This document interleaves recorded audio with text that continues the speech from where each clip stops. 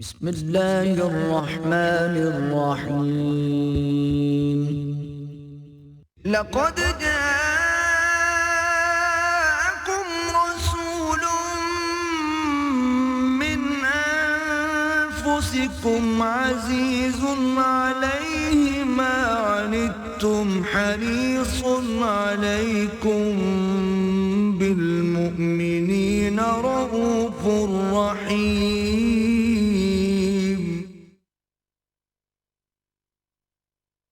نحمده ونصلي على رسوله الكريم اما بعد فقد قال الله تبارك وتعالى كما ورد في سورة الحجرات اعوذ بالله من الشيطان الرجيم بسم الله الرحمن الرحيم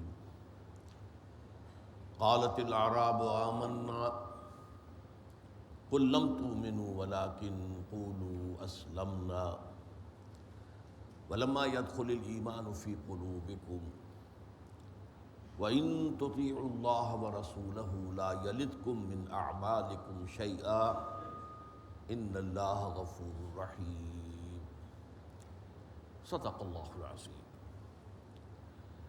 رب اشرح لي صدري ويسر لي أمري واحلل عقدة من لساني يفقهوا قولي اللهم ربنا ألهمنا رشدنا وأعذنا من شرور أنفسنا اللهم ارنا الحق حقا وارزقنا اتباعه وارنا الباطل باطلا وارزقنا اجتنابه آمین یا رب العالمین۔ ہم نے حدیث جبرائیل کا مطالعہ شروع کیا تھا۔ ایک تو پوری حدیث مبارکہ کا ہم ترجمہ پڑھ چکے، پھر خاص طور پر واقعاتی انداز میں اس کا جو ابتدائی اور اختتامی حصہ ہے اس پر ہم نے تفصیل سے غور کیا۔ اب آج سے اس کا جو اصل متن ہے ہم اس پر گفتگو شروع کر رہے ہیں۔ یہ اصل متن جو ہے بالعموم 4 سوالات پر مشتمل ہے، ان کے جوابات پر۔ البتہ ایک روایت ایسی بھی ہے کہ جس میں ایک 5واں سوال بھی ہے۔ یہ میں آپ کو بتا چکا ہوں کہ احادیث نبویہ کے ضمن میں لفظی فرق کا ہونا یہ بالکل ایک منطقی اور معقول بات ہے۔ احادیث لفظاً محفوظ نہیں ہے، معناً محفوظ ہے۔ لہذا روایات کے اندر کسی ایک ہی واقعے سے متعلق جب صحابہ بیان کرتے ہیں تو ان کے بیان میں کوئی تھوڑا بہت لفظی اختلاف واقع ہو جانا فطری ہے، معقول ہے۔ چنانچہ ان 4 سوالات میں سے ایک تو اہم ترین پہلے 2 سوالات جو ہیں آج ان پر گفتگو ہمیں کرنی ہے کہ حضرت جبرائیل نے سوال کیا، قال یا محمد اخبرنی عن الاسلام، اے محمد صلی اللہ علیہ وسلم مجھے بتائیے اسلام کیا ہے۔ فقال رسول اللہ صلی اللہ علیہ وسلم، تو فرمایا رسول اللہ صلی اللہ علیہ وسلم نے، الاسلام، اسلام یہ ہے، ان تشہد ان لا الہ الا اللہ وان محمد رسول اللہ، کہ تو گواہی دے۔ یہاں نوٹ کیجئے لفظ گواہی، یہاں لفظ ایمان نہیں آیا، گواہی۔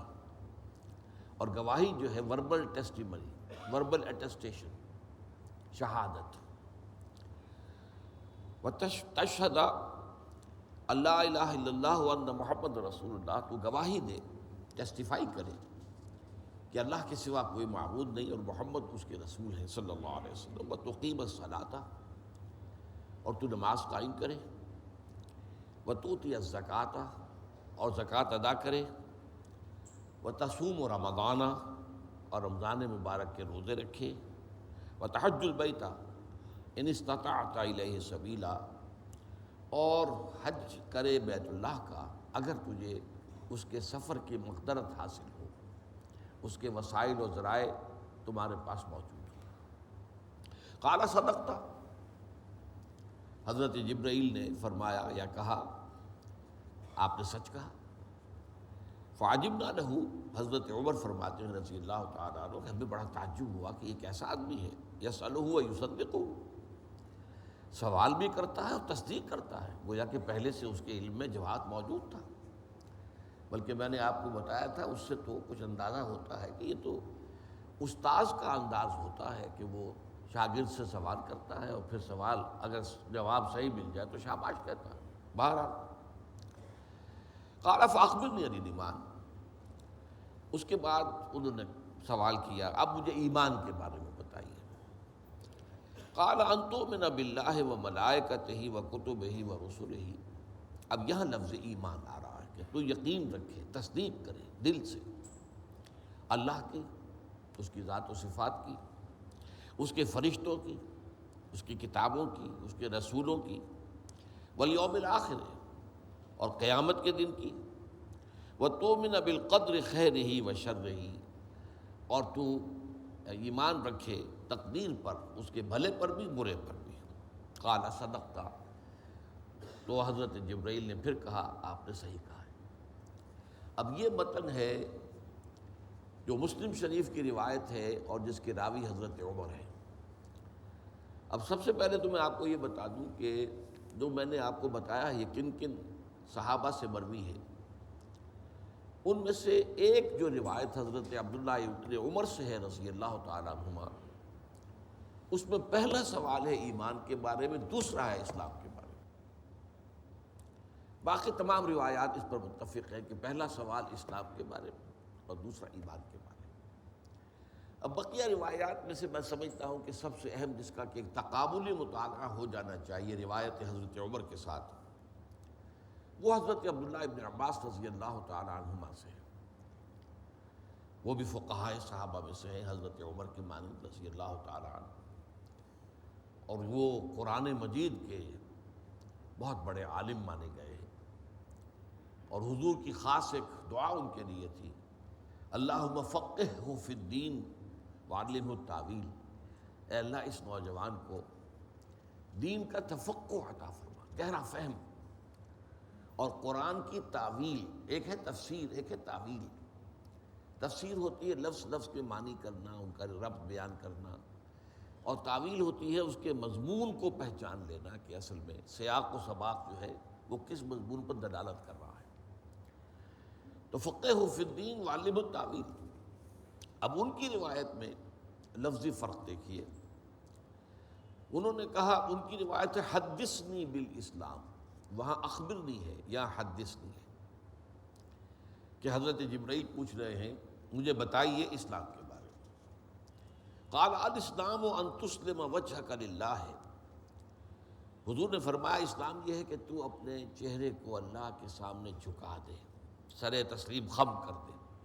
یہ لفظ اسلام کے ساتھ معنوی مناسبت ہے۔ اسلام کے معنی یہ ہے سرنڈر کر دینا، اطاعت قبول کر لینا۔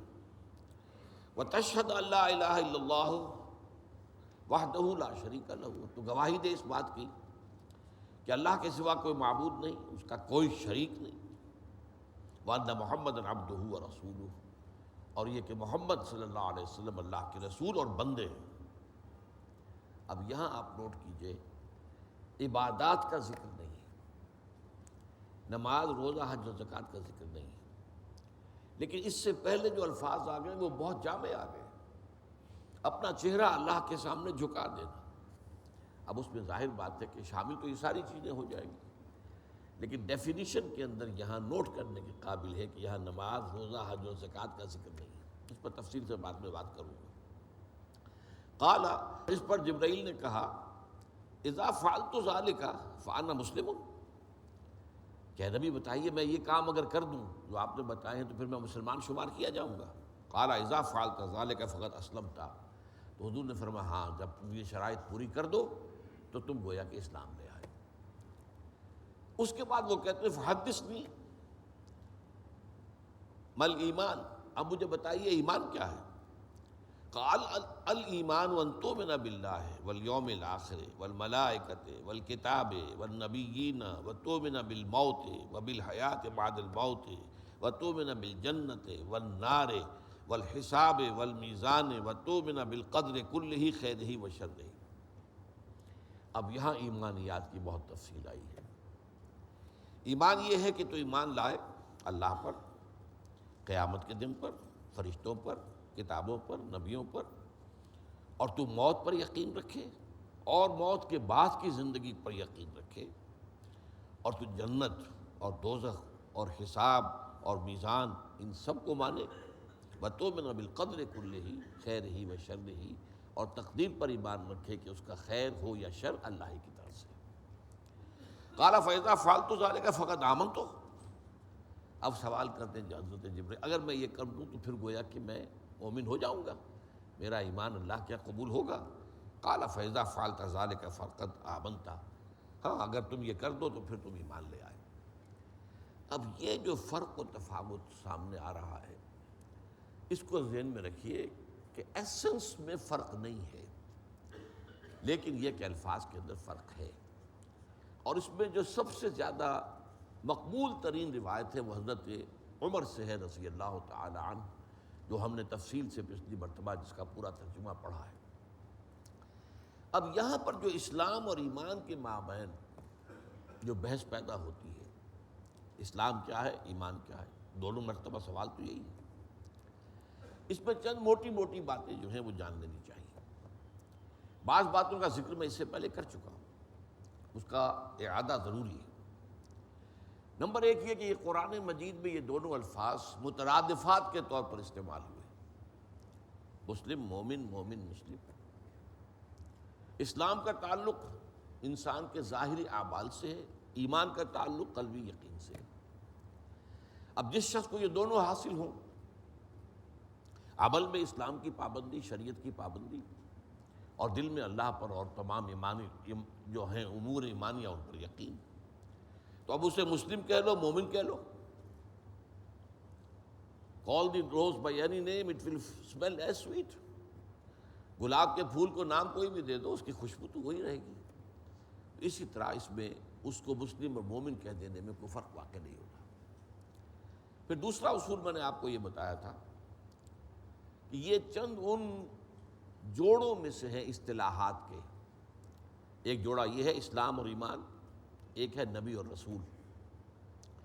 یہ جوڑے جو ہیں یہ مترادف بھی ہیں اور مختلف المعنی بھی ہیں۔ تو اصول جو علماء کا ہے وہ کیا ہے؟ اذا اجتمعا تفرقا، جب یہ ایک ہی جگہ پر آئیں ایک دوسرے کے مقابل میں تو اس میں فرق ہو جائے گا، اس کا مفہوم کچھ اور، اس کا مفہوم کچھ اور۔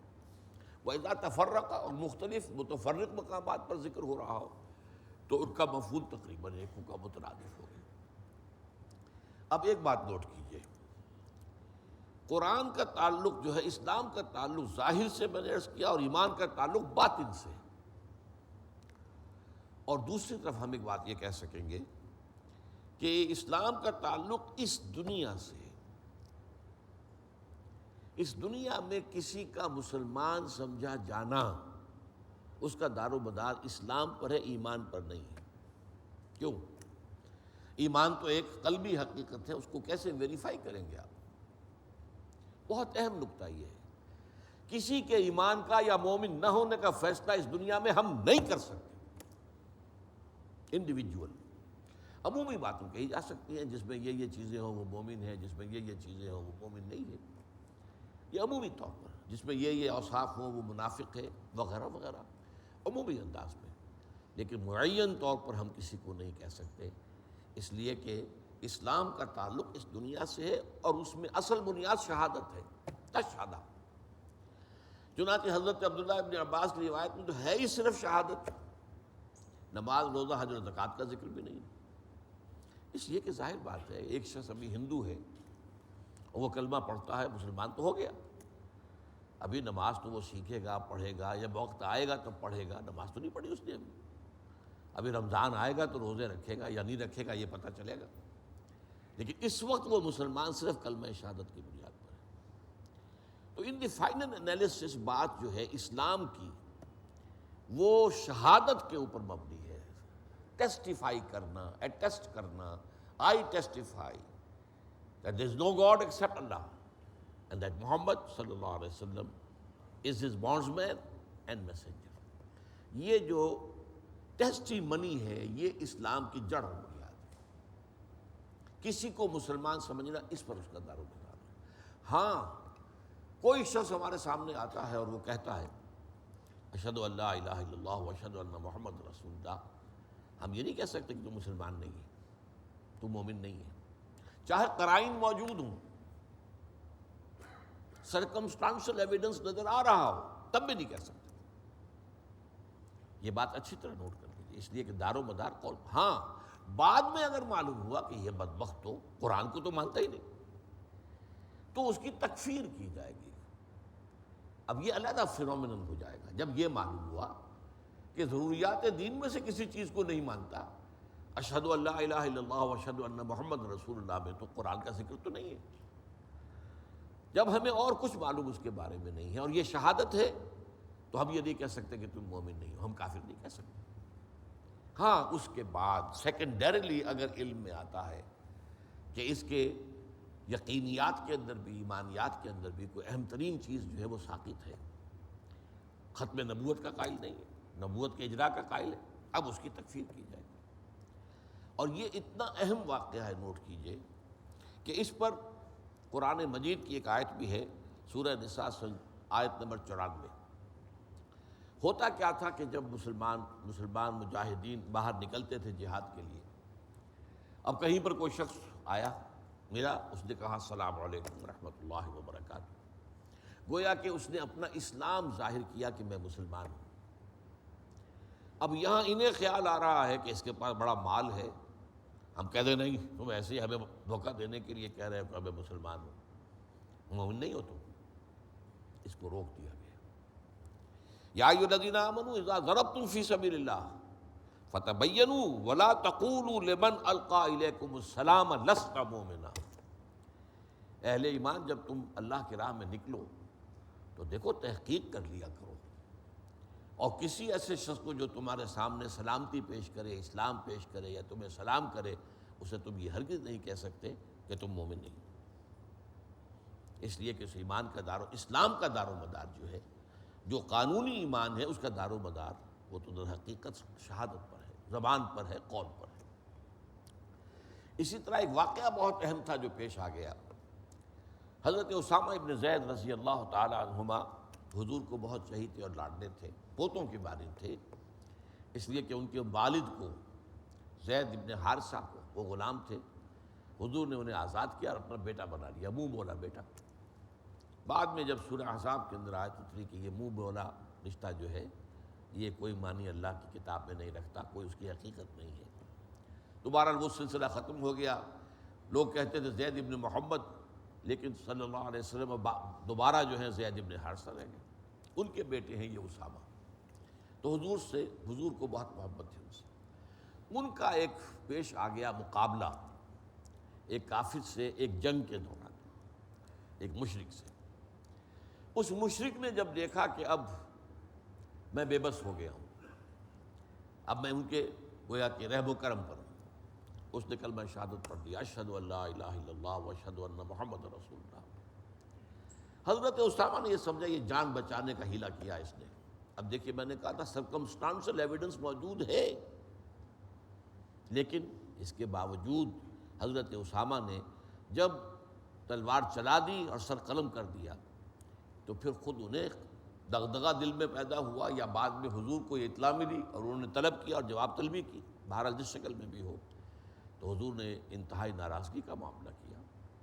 اے اسامہ کیا کرو گے قیامت کے دن جب یہ کلمہ شہادت تمہارے خلاف گواہی دینے کے لیے آئے گا؟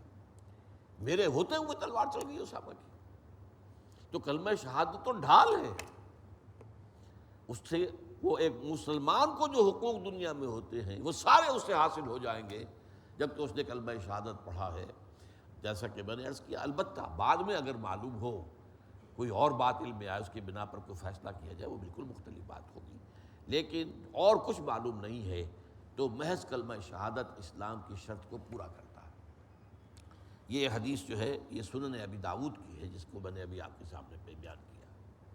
تو میں عرض کر رہا تھا کہ اسلام سے جو بنیاد ہے نمبر ایک، وہ ایک تو یہ ہے کہ دنیا میں ہم کسی کے مسلمان ہونے یا نہ ہونے کا فیصلہ اسلام کی بنیاد پر کریں گے، ایمان کی بنیاد پر نہیں۔ اسی لیے کیٹیگریز علیحدہ کر دی، سوال اسلام بتائیے، ایمان بتائیے، ان کو علیحدہ علیحدہ رکھو، ان کو آپس میں گڑبڑ مت کرو۔ اور دوسرا تعلق کیا ہے اس کا؟ اسی اسلام کی بنیاد پر اسلامی تمدن اور تہذیب کا پورا ڈھانچہ کھڑا ہوتا ہے۔ اس میں جو شامل کیا حضرت عمر رضی اللہ تعالیٰ عنہ کی روایت میں اقامت الصلاۃ، ایتاء الزکوٰۃ اور صوم رمضان، حج البیت، یہ ہے وہ در حقیقت کہ جو اسلامی تہذیب کا ڈھانچہ جو دنیا میں بنتا ہے وہ اس کے گرد بنتا ہے۔ ہمارا تمدن وجود میں آتا ہے، ہماری تہذیب وجود میں آتی ہے۔ یہ ساری چیزیں جو ہے ایک مسلمان تہذیب اور تمدن کی علامت وہ یہ چیز ہے۔ وہاں پہ اقامت الصلاۃ ہوگی، ایتاء الزکوٰۃ کا نظام ہوگا، وہاں رمضان کا روزے رکھے جائیں گے، وہاں حج بیت اللہ کیا جائے گا۔ گویا کہ اسلام کا تعلق جو ہے اس دنیا سے، ایمان کا تعلق آخرت سے، اخروی نجات کا دار و مدار ایمان پر ہے۔ ایمان ہوگا دل میں ایمان تو نجات ہوگی، ورنہ نہیں۔ اگرچہ اس کی تفصیل کچھ آئے گی وہ میں بعد میں بتاؤں گا آپ کو، لیکن بات اچھی طرح سمجھ لیجئے، اسلام کا تعلق اس دنیا سے، ایمان کا تعلق آخرت سے۔ اچھا، آخرت میں اس ذات سے تبارک و تعالی سے ہمارا سابقہ پیش آئے گا جو علیم بذات الصدور ہے۔ ہم تو دنیا میں نہیں جان سکتے کہ کسی کے دل میں ایمان ہے یا نہیں ہے، کوئی آلہ ہمارے پاس نہیں ہے، کوئی الیکٹرو کارڈیوگرام ابھی تک ایسا ایجاد نہیں ہوا جو یہ بھی بتا دے کہ دل میں ایمان ہے یا نہیں، لیکن یہ ہے کہ اللہ تعالیٰ کے علم میں تو ہے۔ تو قیامت کے دن جو فیصلہ ہوگا، نجات کا دار و مدار وہ ایمان پر ہے۔ اور نمبر 2 یہ کہ دنیا میں اسلام کا اخلاقی اور روحانی بنیاد جو ہے اس نظام کی وہ ایمان ہے۔ میرے الفاظ کو نوٹ کیجیے اچھی طرح، دنیا میں کسی کے مسلمان ہونے نہ ہونے کا فیصلہ اسلام کی بنیاد پر ہوگا، ایمان کی بنیاد پر نہیں۔ اور اسلامی تہذیب و تمدن کا ڈھانچہ وہ یہ 4 جو عبادات ہیں ان پر قائم ہوگا۔ آخرت میں نجات کا دار و مدار ایمان قلبی پر ہوگا، اور دنیا میں ایک بندہ مومن کے لیے، ایک مسلمان کے لیے اگر وہ اخلاقی اور روحانی بلندی چاہتا ہے، ترفع چاہتا ہے، تو اس کی بنیاد ایمان ہے۔ اب اسی کا ایک اور انداز تعبیر ہے، بات کو سمجھانے کے لیے میں آپ کے سامنے لا رہا ہوں۔ دیکھیے، قانونی اسلام اور قانونی ایمان یہ ایک ہے، حقیقی اسلام اور حقیقی ایمان یہ ایک ہے۔ قانونی اسلام کلمہ شہادت پر مبنی ہے، اسی کو قانونی ایمان بھی ہم کہتے ہیں۔ حقیقی اسلام تو وہ ہے ہمہ تن ہمہ وجوہ اللہ کا بندہ بن جانا۔ یہ اسلام جہاں سٹارٹنگ پوائنٹ ہے، فائنل سٹیج میں تو یہی ہے۔ حضرت ابراہیم اور حضرت اسماعیل علیہ السلام جب خانہ کعبہ کی تعمیر کر رہے تھے، آپ اندازہ کیجئے حضرت ابراہیم کے بڑھاپے کا زمانہ ہے یہ، اور حضرت اسماعیل ساتھ ہیں۔ 87 برس کی عمر میں تو حضرت اسماعیل کی پیدائش ہوئی ہے حضرت ابراہیم کے ہاں، تو 100 برس کے تقریباً ہیں حضرت ابراہیم، اور حضرت اسماعیل 13 برس کے، اور وہ خانہ کعبہ کی دیواریں اٹھا رہے ہیں اور دعا کر رہے ہیں ربنا وجعلنا مسلمین لک ومن ذریتنا امۃ مسلمۃ لک۔ اے اللہ ہم دونوں باپ بیٹا کو اپنا فرما بردار، اپنا مسلمان، اپنا مسلم بنائے رکھ۔ اتنے اونچے مقام پر پہنچ کر بھی وہ دعا اپنے لیے یہ کر رہے ہیں، تو اس سے یوں نہ سمجھیے کہ اسلام کو حقیر شے ہے، معاذ اللہ۔ ہاں، قانونی اسلام صرف کلمہ شہادت کے اوپر دار و مدار ہے، اس میں ایمان اور یقین کسی چیز کا کوئی ریفرنس نہیں ہوگا۔ حقیقی اسلام وہ اسلام کے معنی سپردن، اپنے آپ کو کسی کے حوالے کر دینا، سرنڈر کر دینا، پوری زندگی اللہ کے تابع احکام کے کر دینا، یہ اسلام ہے۔ اسی طرح قانونی ایمان تو ہے وہی جو قانونی اسلام ہے۔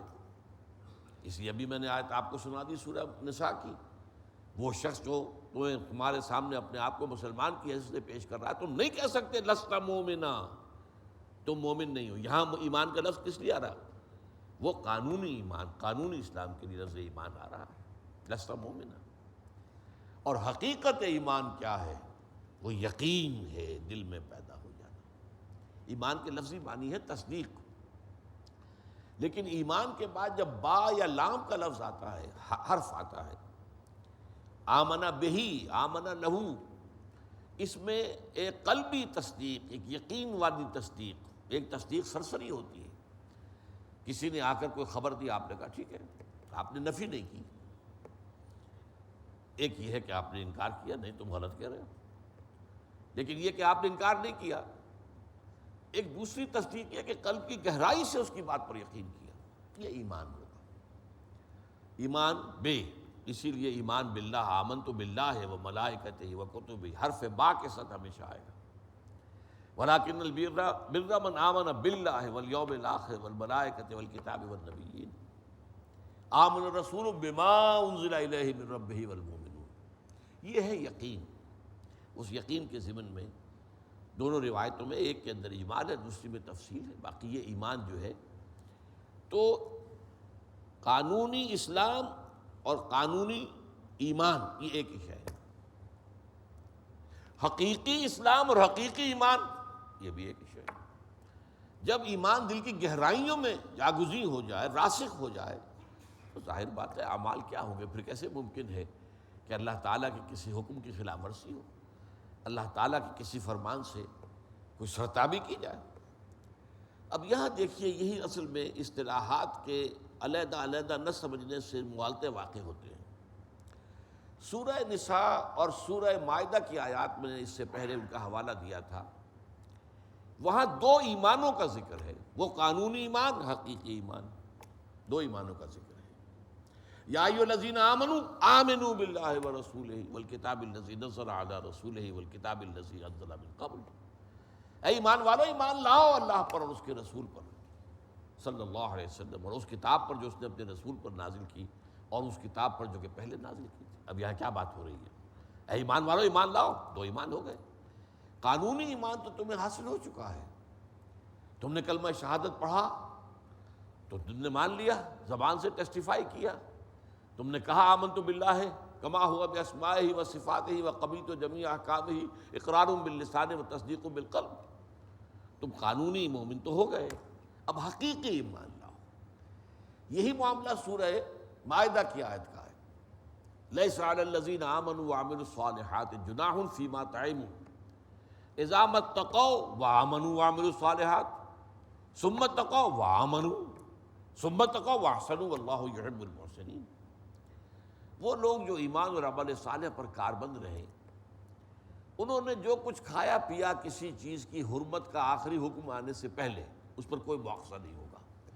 یہ تشویش ہو گئی تھی صحابہ کو جب آخری حکم آیا ہے شراب کی حرمت کا، کہ اس سے پہلے بھی پوائنٹرز تو آئے تھے، کاش کہ ہم مصیبت چھوڑ دیتے، لیکن اب تو یہ ہے کہ ہمیں 50 برس ہو گئے پیتے ہوئے، تو ہمارے جسم کے ایک ایک سیل کے اندر، ایک ایک خلیے کے اندر شراب پہنچ چکی ہوگی. ہم تو نجس ہے، بالکل وجود ہی نجس ہے، یہ کیسے پاک ہوگا؟ اس کی جو ہے تشویش کا ازالہ کیا کہ نہیں، اس حکم قطعی کے آنے سے پہلے جو تم نے کھایا پیا ہے اس پر کوئی مواخذہ نہیں. لیس علی الذین آمنوا وعملوا الصالحات جناح فیما طعموا. اب اس کے بعد آ رہا ہے اذا ما اتقوا وآمنوا وعملوا الصالحات ثم اتقوا وآمنوا ثم اتقوا واحسنوا. جبکہ ان کا طرز عمل یہ رہا ہو کہ وہ ایمان، انہوں نے تقویٰ کی روش اختیار کی اور ایمان لائے اور عمل صالح کیے، پھر مزید تقویٰ کا اضافہ کیا اور ایمان لائے. اب یہ اور ایمان کون سا ہو گیا؟ پہلا ایمان قانونی ایمان، دوسرا ایمان حقیقی ایمان. اور اس پر بھی بس نہیں، اس کے بعد تیسری منزل بھی احسان. ثم اتقوا واحسنوا. اس میں احسان کیا ہے؟ پھر مزید تقویٰ کا اضافہ ہوا اور مقام احسان پر فائز ہو گئے. واللہ یحب المحسنین. اللہ تعالیٰ کو اصل محبت تو ان محسنین ہی سے ہے. یہ ہے 3 درجے، اسلام، ایمان، احسان. وہی حدیث جبرائیل میں ہمیں بتائیے اسلام کیا ہے، مجھے بتائیے کہ ایمان کیا ہے، مجھے بتائیے کہ احسان کیا ہے. تو اس اعتبار سے غور کر لیجیے. اسی طرح کا معاملہ سورہ صف میں ہے. یا ایھا الذین آمنوا هل ادلکم علی تجارۃ تنجیکم من عذاب الیم تؤمنون باللہ ورسولہ وتجاہدون فی سبیل اللہ باموالکم وانفسکم ذالکم خیر لکم ان کنتم تعلمون. اے ایمان والو، کیا میں تمہیں بتاؤں وہ کاروبار، وہ سودا جو دردناک عذاب سے چھٹکارا دلا دے؟ اب کن سے بات ہو رہی ہے؟ یا ایھا الذین آمنوا، انہیں مان تو لیا ایمان والے. اب کہا جا رہا ہے تؤمنون باللہ ورسولہ، ایمان لاؤ اللہ پر اور اس کے رسول پر، جیسا کہ ایمان لانے کا حق ہے. وتجاہدون فی سبیل اللہ باموالکم وانفسکم. انفسکم، اور جہاد کرو اللہ کی راہ میں اپنی جان اور مال کے ساتھ۔ تو معلوم یہ ہوا کہ یہ دو درجے ایمان، قانونی ایمان، حقیقی ایمان۔ اسی طرح اسلام، قانونی اسلام اور حقیقی اسلام۔ حقیقی اسلام تو وہ ہے کہ ہمتاً اللہ کا بندہ انسان بن جائے، اور یہ کہ کوئی بھی اس کا عمل جو ہے شریعت کے خلاف نہ ہو، غلطی ہو جائے تو اس توبہ کرے، معافی مانگے۔ لیکن اسی مضمون کو سورہ حجرات میں بیان کیا دو علیحدہ اصطلاحات سے۔ پہلے ایمان کو اسلام کہا، دوسرے ایمان کو ایمان کہا۔ اس اصطلاحی فرق کو اچھی طرح سمجھ کر تو پھر یہ ہے کہ قرآن مجید کا مطالعہ آدمی کرے گا تو کہیں ٹھوکر نہیں کھائے گا۔ وہ قانونی اسلام برابر ہے قانونی ایمان کے۔ تو یہاں فرمایا قالت الاعراب آمنا قل لم تؤمنوا ولکن قولوا اسلمنا۔ یہ بدو دعویٰ کر رہے ہیں کہ ہم ایمان لے آئے، نبی ان سے کہہ دیجئے تم ہرگز ایمان نہیں لائے ہو، اس مغالطے میں نہ رہنا، بلکہ یوں کہو کہ ہم اسلام لے آئے ہیں۔ وَلَمَّا يَدْخُلِ الْإِيمَانُ فِي قُلُوبِكُمْ، ابھی تک ایمان تمہارے دلوں میں داخل نہیں ہوا۔ ایمان تو وہ ہوگا جب تمہارے دلوں میں راسخ ہو جائے، تب وہ ایمان ہوگا۔ ابھی تو یہ قانونی ایمان تو ہو گیا، لیکن یہ اسلام کے درجے کی شے ہے۔ قانونی ایمان کی بنیاد پر تم مسلمان قرار پائے ہو۔ البتہ اس آیت کا دوسرا ٹکڑا میں نے اس سے پہلے کبھی نہیں ان گفتگوؤں میں بیان کیا۔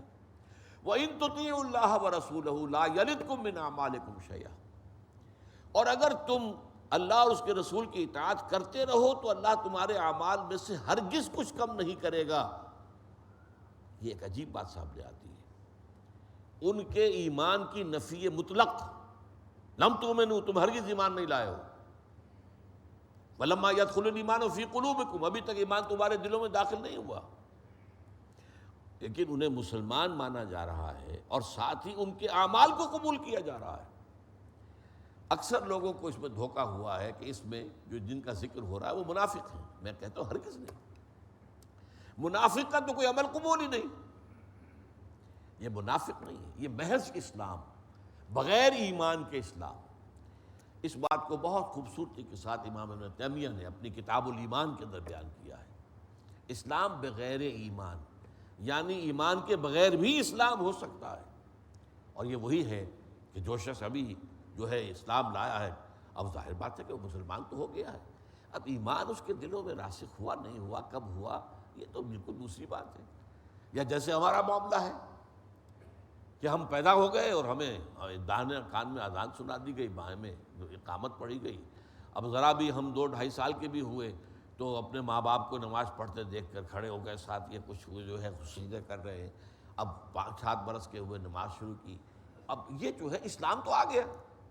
ایمان جو ہے آتے آتے آئے گا، اگر آئے گا، اگر اللہ تعالیٰ وہ خوش نصیب ہے اور ایمان نصیب ہو جائے، لیکن اسلام تو اس کو پیدائشی طور پر حاصل ہوگا۔ تو اسلام اور ایمان کے اندر یہ فرق جو ہے یہ لازم ہے۔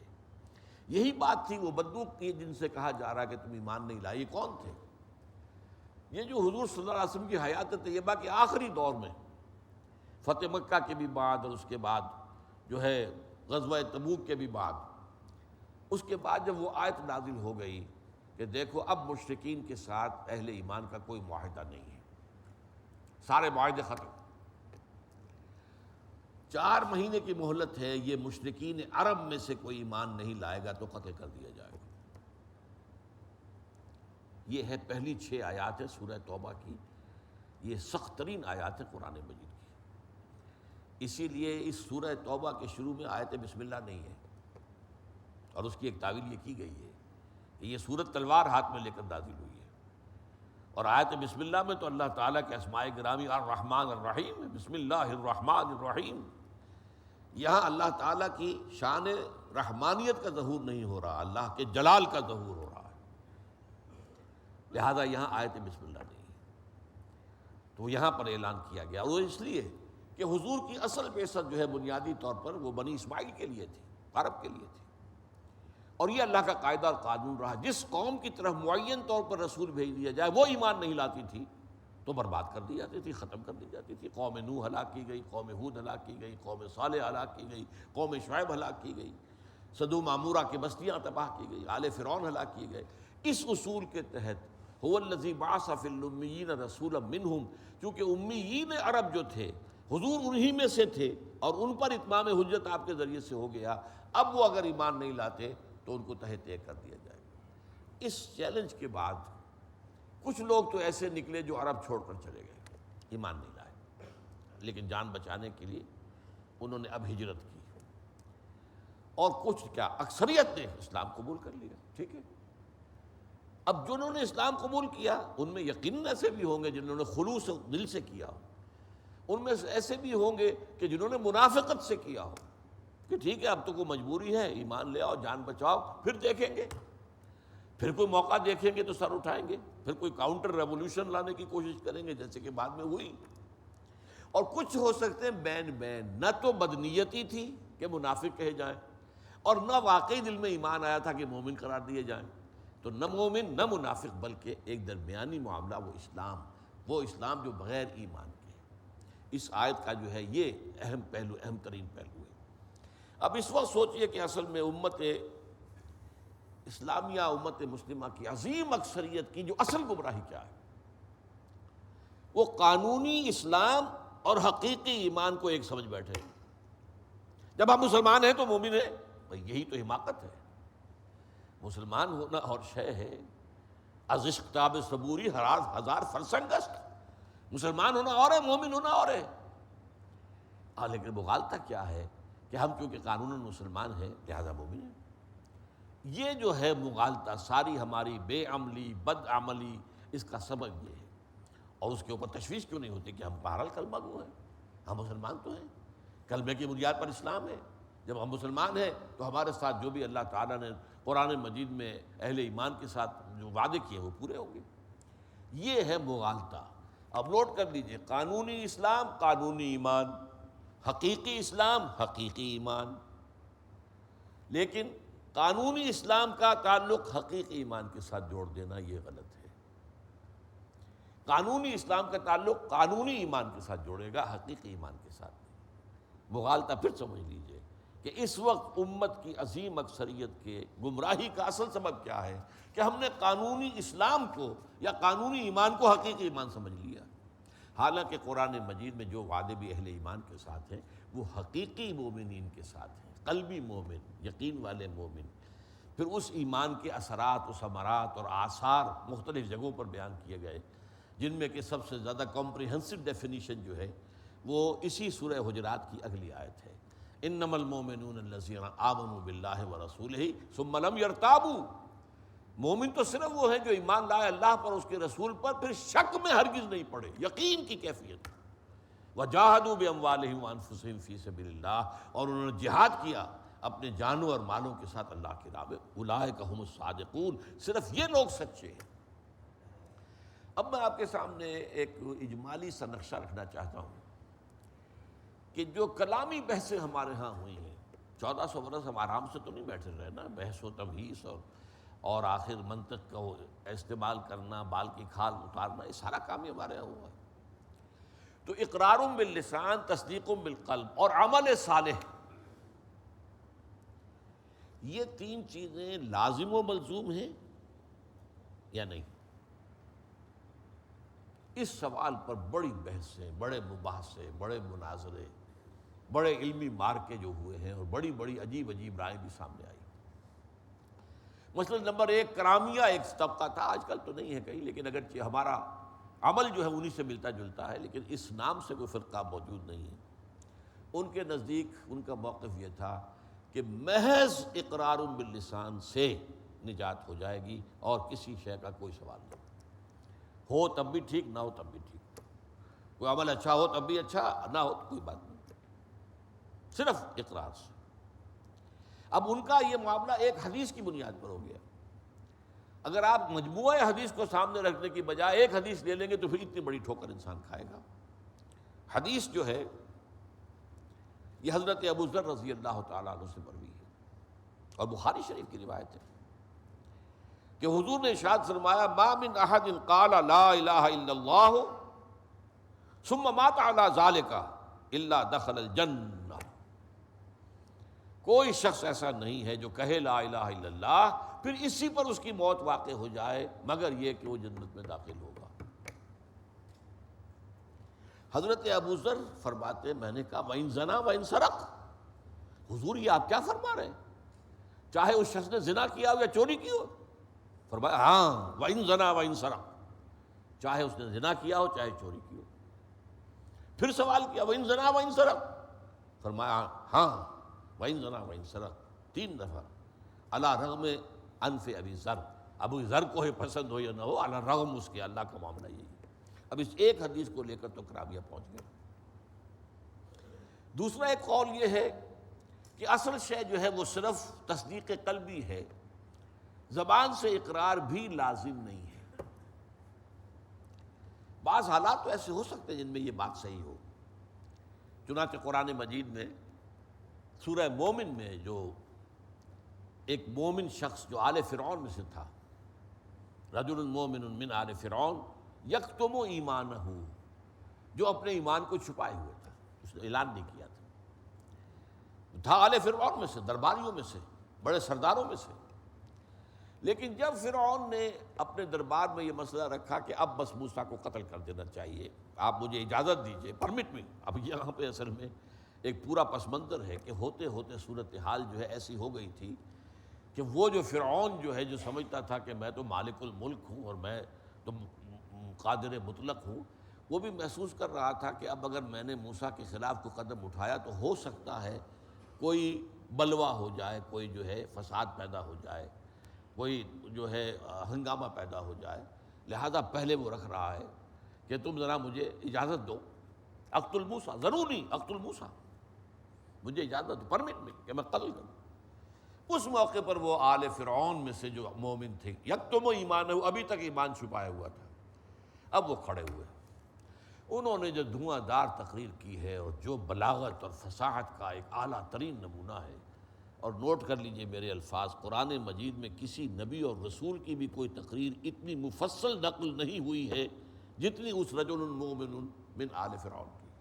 سورہ مومن کے اندر پڑھیے، ایسی اس نے سما باندھ دیا کہ دربار کے اوپر ان کی بات جو ایسی چھا گئی کہ اب فرعون کو بس کرنی پڑی۔ اس نے کہا دیکھو بھائی، میں تو جس چیز میں بھلائی دیکھ رہا تھا، میں تو ان اریکم الا ما ارا، ٹھیک ہے، جو میری رائے تھی وہ میں نے پیش کر دی، اگر آپ لوگ نہیں تیار ہیں تو وہ مومن آل فرعون وہ ابھی تک ایمان اپنا چھپائے ہوئے تھے۔ اب اگر اسی حالت میں ان کا انتقال ہو جاتا اور یہ واقعہ پیش آنے سے قبل، تو انہیں کیسے مسلمان مانا جاتا؟ اس لیے یہ شکل ایک امکانی صورت جو ہے وہ میں نے آپ کے سامنے رکھ دی، لیکن یہ شہادت جو ہے اس میں بھی ایک حدیث ہے، یہ حضرت انس سے رضی اللہ تعالیٰ عنہ، اور یہ بھی بخاری شریف کی حدیث ہے، ان النبی و معاذ ردیفہ علی الرحل، حضرت انس فرماتے ہیں کہ ایک موقع پر حضور صلی اللہ علیہ وسلم سواری پر تھے اور حضرت معاذ آپ کے پیچھے بیٹھے ہوئے تھے، ردیف کہتے ہیں اس کو، اونٹ کے اوپر دونوں تشریف فرمائے۔ اس وقت جو ہے حضور نے حضرت معاذ کو 3 دفعہ سوال کیا، یا معاذ، آپ نے کہا لبیک و سعدیک یا رسول اللہ، یا معاذ یا معاذ، اور پھر آپ نے فرمایا ما من احد یشہد ان لا الہ الا اللہ وان محمد رسول اللہ صدقا من القلب الا حرم اللہ علی النار، حرمہ اللہ علی النار، جو شخص بھی دل کی گہرائی اور صداقت سے کہے گا کہ میں گواہی دیتا ہوں کہ اللہ کے سوا کوئی معبود نہیں اور محمد اس کے رسول ہیں، اللہ تعالیٰ اس پر جہنم کی آگ کو حرام کر دے گا۔ اب یہاں وہ بات آ گئی، اب یہاں شہادت کے ساتھ قلبی یقین والی بات شہادت، وہ گویا کہ اب یہ ایمان صرف قانونی ایمان نہیں ہے بلکہ قلبی ایمان اس میں شامل ہو گیا۔ شہادت بھی ہے، وہ گواہی دے رہا ہے، لیکن گواہی دے رہا ہے صدقا من القلب، دل کی گہرائیوں کی صداقت کے ساتھ، تو اس پر اللہ تعالیٰ جہنم کی آگ کو حرام کر دے گا۔ بہرحال مضمون تو ابھی یہ میرا جو اندازہ آج کے حق کا تھا، نصاب اپنے ذہن میں لے کر میں آیا تھا، وہ ختم نہیں ہوا ہے۔ حدیث جبرائیل کا یہ مقام ہے اور اہمیت ہے کہ اس پر وقت صرف کیا جائے۔ بارک اللہ لی و لکم فی القرآن العظیم و نفعنی و ایاکم بالآیات و ذکر الحکیم۔